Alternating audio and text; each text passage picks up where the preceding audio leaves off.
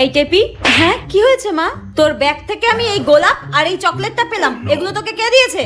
এগুলো মায়ের হাতে কি করছে? হ্যাঁ, কাল স্যার আমাদের এক্সাম নিয়েছিল আর আমি ওই এক্সামে খুব ভালো রেজাল্ট করেছি, তাই আমরা যারা যারা ভালো রেজাল্ট করেছি স্যার আমাদেরকে একটা করে গোলাপ ফুল আর একটা করে ক্যাডবেরি দিয়েছে মা।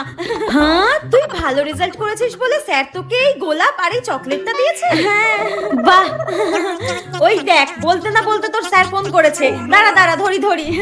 যেখানে বাঘের ভয় সেখানেই সন্ধ্যা হয়। স্যার ফোন করছে কেন? হে ভগবান বাঁচাও। হ্যাঁ স্যার বলুন। টেপি 2 সপ্তাহ ধরে পড়তে আসছে না কেন? টেপি 2 সপ্তাহ ধরে পড়তে যাচ্ছে না?